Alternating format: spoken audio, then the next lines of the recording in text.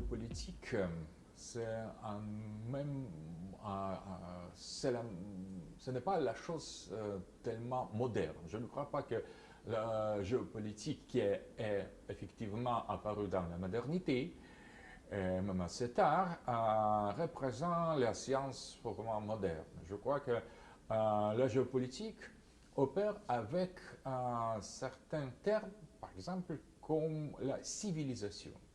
Et la civilisation, parce que, par exemple, la terre et la mer, dans l'approche, dans la discipline géopolitique, ce ne sont pas seulement les réalités stratégiques. Ce sont aussi les entités culturelles ou les civilisations. C'est pourquoi on parle de la civilisation de la Terre et civilisation de mer.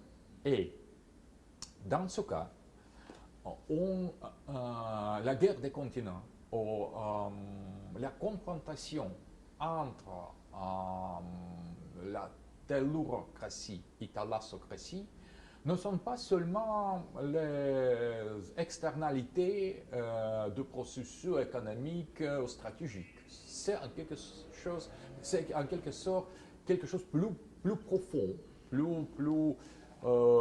plus spirituel, si vous voulez. Donc, si on parle des civilisations, on parle de certains logos de la civilisation qui représentent son telos. Selon Aristote, chaque entité ou chaque chose meut vers sa propre fin. C'est telos qui représente en même temps la fin au sens eschatologique. Donc, le développement de la civilisation est orienté à la fin, vers la fin de cette civilisation, accomplissement total, assomption en quelque sorte de processus historiques par le but métahistorique ou métaphysique. Donc, si on fait l'analyse géopolitique, on est déjà dans l'eschatologie, parce que la civilisation d'Homère, américaine, atlantiste, anglo-saxon, britannique avant, ou carthageoise encore avant, n'est pas seulement accident historique, ou sociologique, ou ethnologique, ou politique. C'est en quelque sorte la mission. Donc, la civilisation, c'est la mission. Il y a la mission de la civilisation thalassocratique et la mission de la civilisation tellurocratique.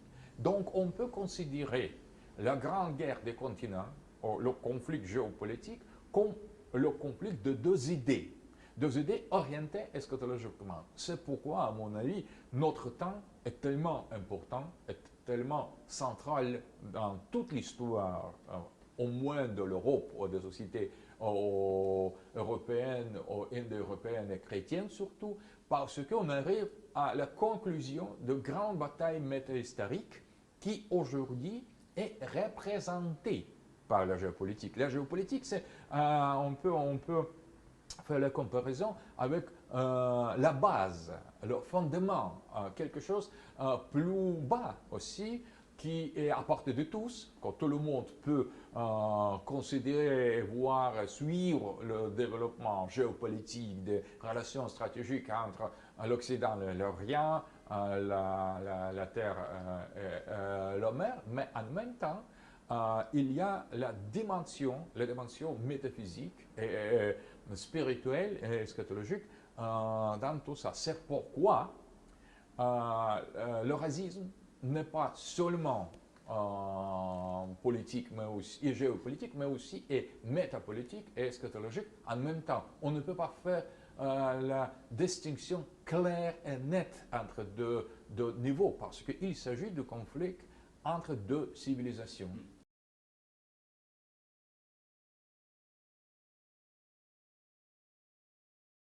Je crois qu'il y a deux choses tout à fait différentes. Tout d'abord, je crois que la redécouverte du logos d'Amérique latine, ou la création, ou la construction, peut-être même, de logos d'Amérique latine que j'appelle le logos d'Ariel, logos de l'ange, de l'esprit de Shakespeare dans Tempête. Euh, et c'est en quelque sorte la tâche de la civilisation, en quelque sorte naissante et renaissante en même temps d'Amérique latine. Je crois que ce processus est très proche et très parallèle par rapport à l'eurasisme. Donc, je trouve dans l'Amérique latine, au Brésil, en Argentine, dans tous les autres pays, beaucoup de gens qui aussi pensent de la création, de récréation, affirmation de nouvelles civilisations tout à fait distinctes par rapport aux États-Unis ou de l'Europe. C'est la civilisation d'Amérique latine qui est vraiment c'est le futur du monde. C'est la recherche de certaines synthèses entre la matière et l'esprit dans les proportions tout à fait originelles avec la participation de logos latine, espagnole et portugaise, mais aussi avec la grande participation dans ce processus-là de certains aspects des cultures africaines et indiennes de souche. Et je crois que finalement, la civilisation, les peuples d'Amérique latine ils cherchent maintenant leur identité qui est cette identité-là, la base existentielle de Dasein, pour parler avec Heidegger, d'apparition de quelques civilisations eschatologiques est très originelle et tout à fait différent par rapport à la civilisation nord-américaine ou européenne. Ça est le trait commun avec le racisme, parce que nous sommes aussi partiellement européens, nous comprenons la culture européenne, mais en même temps, nous, les Russes, nous sommes assez originels dans certains aspects de notre identité, comme les gens de l'Amérique latine. Donc, on a beaucoup de choses en commun. Mais aussi, à propos de le royaume de Rocani, les Argentins sont très suspects par rapport à ce projet-là. Finalement, historiquement, ce royaume-là avait l'existence éphémère. Et, il y a beaucoup de spéculations autour de ce projet-là. Les Argentins comparent le projet de Rocani avec la Tchétchénie russe, finalement, comme la manière de détruire l'Argentine. Je crois qu'il faut être très attentif par rapport aux peurs de certains peuples et des pays et agir dans le niveau métropolitique avec prudence.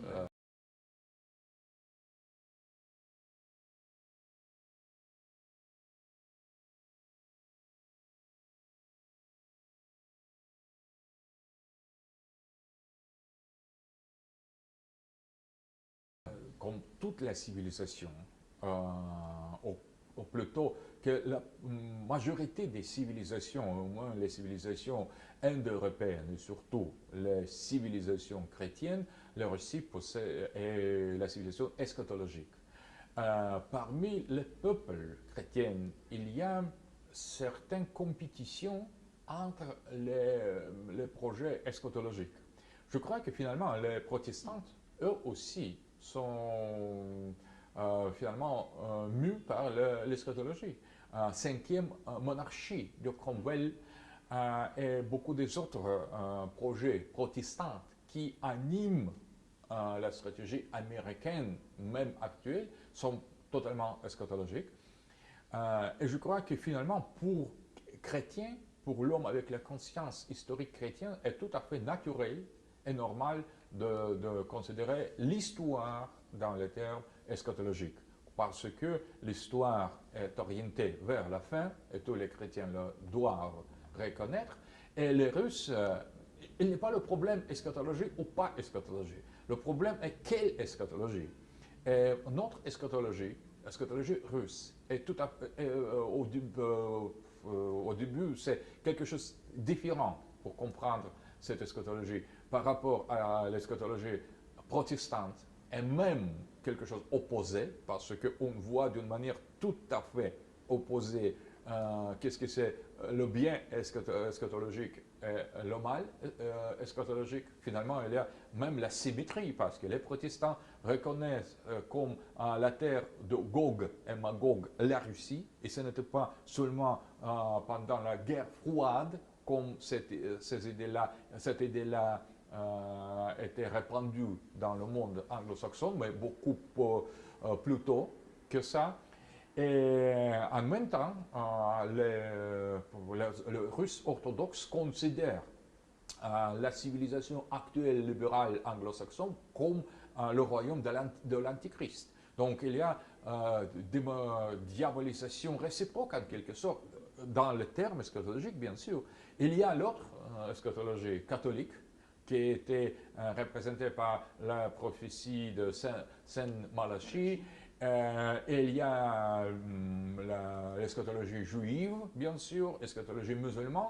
Et je crois que nous, aujourd'hui, après l'engagement démesuré par les explications purement matérialistes et économocentriques, de l'histoire, aujourd'hui, nous découvrons ce que l'humanité, finalement, toujours pensait dans les termes eschatologiques. Ce n'est pas quelque chose seulement archaïque ou totalement postmoderne, nouveau, c'est de toujours. Donc, la tendance eschatologique, c'est en quelque sorte la seule manière de considérer le processus historique par les civilisations, les sociétés basées sur monothéisme, je voudrais dire. Même existent les formes eschatologiques dans les autres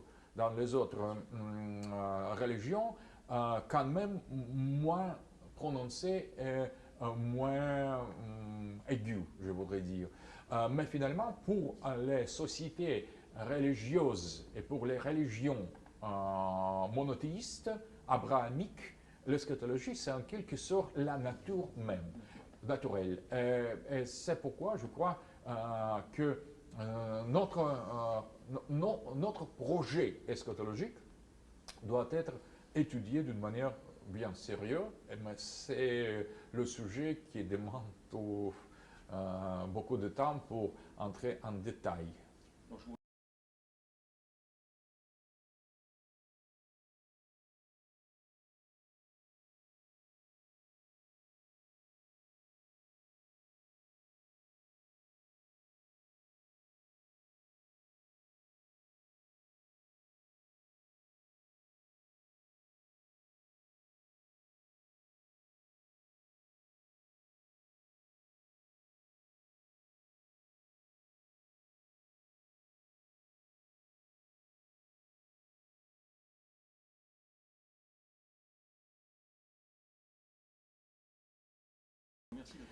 Je suis persuadé que pour l'Europe occidentale, l'Institut des papes catholiques était la seule forme de la tradition spirituelle authentique qui reliait l'humanité européenne aux origines gréco-romaines et indo-européennes. Donc, les papes, finalement, c'était les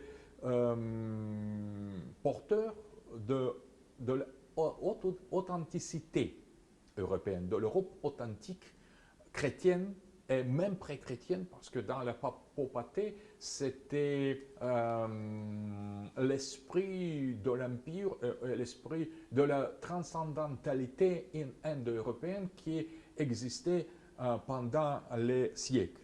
Et finalement, je crois que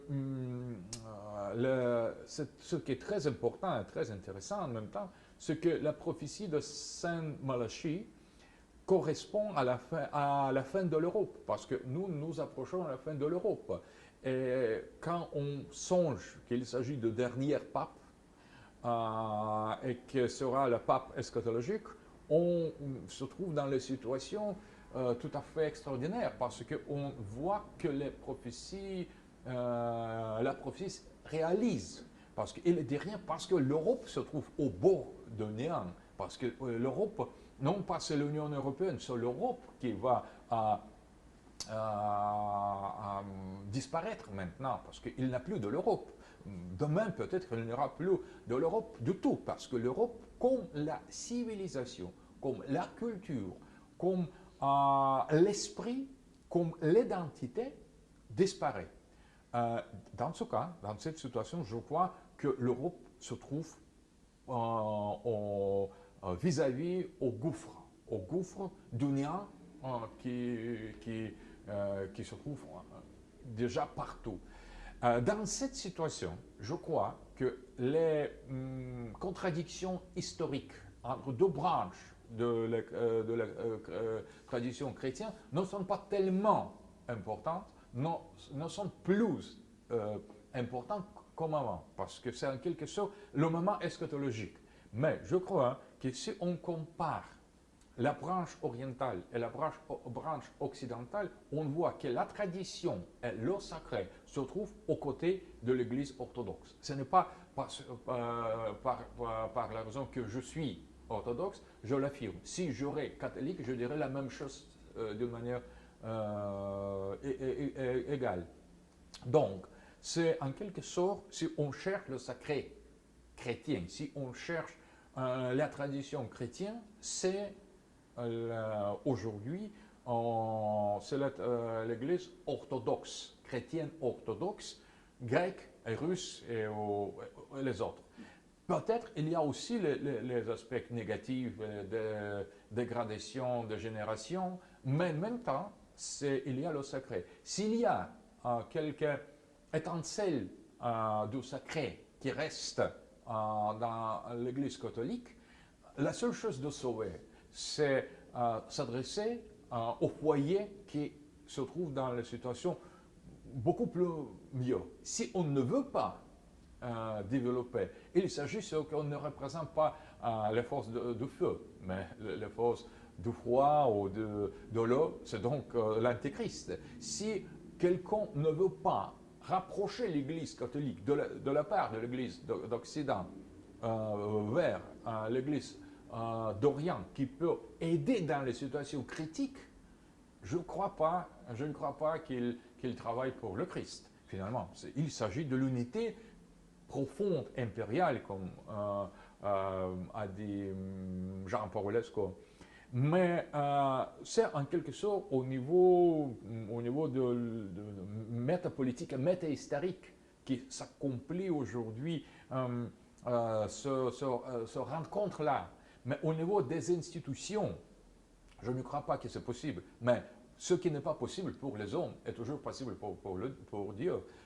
Donc, je ne risque pas entrer dans les détails pratiques et, disons, pragmatiques. Comment ce rapprochement salvateur pourra être réalisé. Mais finalement, je crois qu'aujourd'hui, le pape se trouve dans la situation extrême, parce qu'il est dernier. Il est dernier parce que l'Europe s'approche vers sa fin. Il est dernier, non pas parce que c'est, disons, miracle, mais parce qu'il y a certains cycles, il y a certaines logiques, parce que l'histoire, c'est la conséquence sémantique et non pas la conséquence des faits. Non pas des faits, mais des sens. Parce que l'histoire, c'est ce qui a du sens, et non pas, ce n'est pas le fait sans le sens, ce n'est pas le fait hystérique, c'est le fait peut-être physique, statique, mais pas historique. Et je crois que finalement, cette situation de la fin doit être pensée et analysée par la conscience du pape. Je crois que le pape actuel se trouve dans une situation extraordinaire. Et il risque plus que tous les papes précédents. Donc, il risque tout. Et je crois que finalement, il doit être choisi pour cette mission. Je crois que cette mission est terrible. C'est en quelque sorte, il se trouve dans la situation d'Adam, de choisir ou de rejeter la pomme du péché. Finalement, on ne peut pas organiser d'une manière artificielle cette décision. Mais ce qui se produit dans le cœur du pape aujourd'hui, c'est la décision non moindre que la décision d'Adam. Donc finalement, il se trouve devant l'abîme de la grâce et devant l'abîme de la perdition. Il peut tout perdre et tout sauver. Finalement, c'est pourquoi il est en quelque sorte missionné d'être là où il est. Mais nous trouvons devant le mystère, devant le mystère méta-historique, et non pas seulement historique, et non pas de la politique ou des intrigues confessionnelles, etc., etc.